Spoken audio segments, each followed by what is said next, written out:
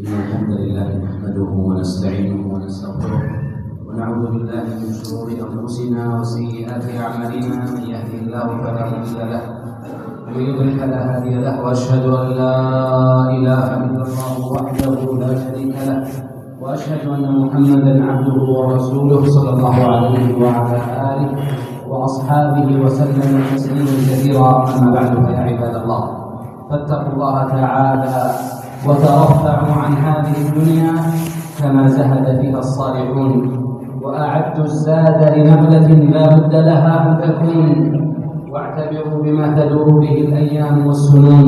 فقد قال الله تعالى: واتقوا الله لعلكم تفلحون. أيها المسلمون، العبادة هي روح العبد وسعادته، ويجب الصبر عليها في الحر والحر. قال الله تعالى: فاعبده واصطبر لعبادته. ولحاجة العبد لها فلا أمد لها ينقضي في الحياة. قال الله تعالى: واعبد ربك حتى يأتيك اليقين. ولفضل الله السابق على خلقه يعيد عليهم كل عام شهرا مباركا جعله مغنما للتعبد في ليله ونهاره. ومن كرمه أن نوع لهم في الفضائل والطاعات. وها هي أيامه ولياليه قد أزفت ودنت بخيراتها وبركاتها. قال عليه الصلاة والسلام: أتاكم رمضان شهر مبارك فرض الله عليكم صيامه، تفتح فيه أبواب السماء وتغلق فيه أبواب الجحيم وتغل فيه مردة الشياطين. لله فيه ليلة خير من 1000 شهر، من حرمها فقد حرم. رواه الإمام مسلم. يعود شهر رمضان لتعود معه الذكريات الطيبات، ويفتح أبواب الفأل في حياة الأمة. يعود هذا الشهر الكريم ليؤدي المسلمون فيه ركنا من أركان الإسلام، تنطلق فيه النفوس إلى المنافسة في الصالحات. قال صلى الله عليه وسلم: إذا دخل رمضان فتحت أبواب الجنة وغلقت أبواب جهنم وسلسلة الشياطين. متفق عليه. ثواب الصيام عظيم، ليست الحسنة ب10 أمثالها، وإنما أجره بغير حساب. قال صلى الله عليه وسلم في الحديث القدسي: قال الله تعالى: كل عمل ابن آدم له إلا الصيام فإنه لي وأنا أجزي به. متفق عليه. وكما أن الصائم أجوره بلا حصر، فذنوبه بالصوم تغفر وتحط. قال صلى الله عليه وسلم: من صام رمضان إيمانا واحتسابا غفر له ما تقدم من ذنبه. متفق عليه. فيه ليلة خير من 1000 شهر، من قامها إيمانا واحتسابا غفر له ما تقدم من ذنبه.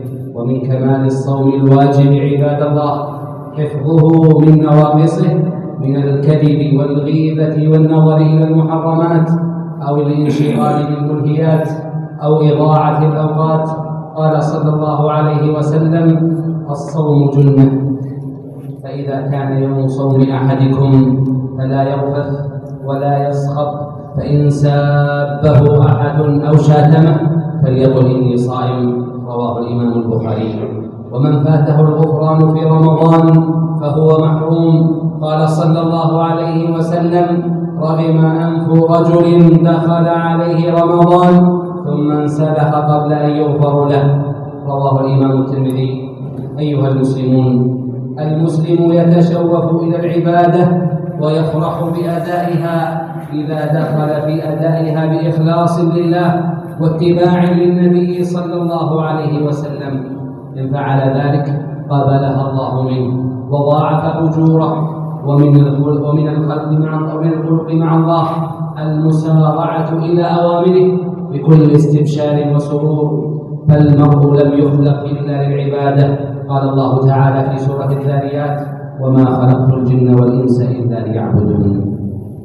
بارك الله لي ولكم في القرآن العظيم، ونفعني وإياكم بما فيه من الآيات والذكر الحكيم. أقول ما تسمعون، وأستغفر الله لي ولكم ولسائر المسلمين والمسلمات من كل ذنب فاستغفروه فطوبى للمستغفرين.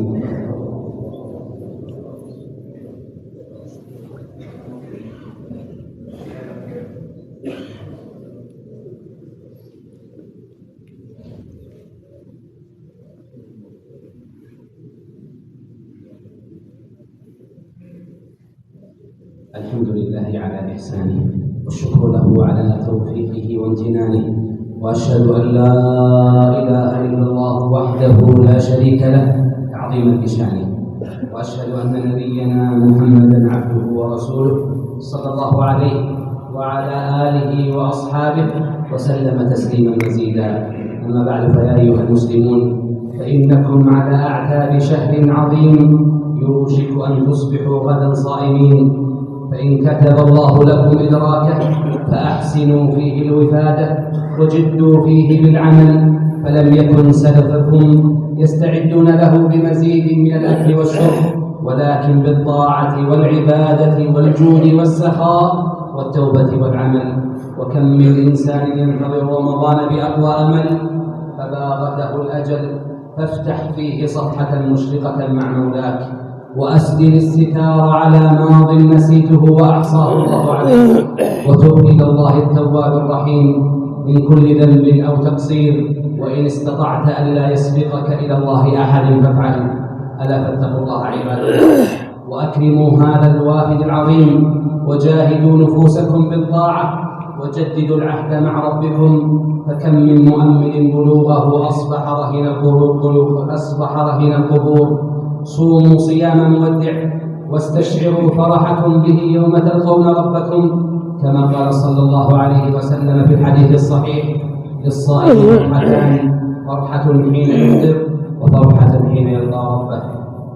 ثمة أمر مهم عباد الله، ألا وهو التذكير في نية الصيام، فإن صيام الفرض يجب أن تكون في الليل. هذا وصلوا وسلموا على خير البرية وأزكى البشرية محمد بن عبد الله، اللهم صل وسلم وبارك عليه وعلى آله الطيبين الطاهرين وصحابته الغر الميامين، وارض اللهم عن الأئمة المهديين والخلفاء المرضيين أبي بكر وعمر وعثمان وعلي، وعن سائر صحابة نبيك أجمعين، وعن من سار على نهجهم واتبع سنتهم يا رب العالمين.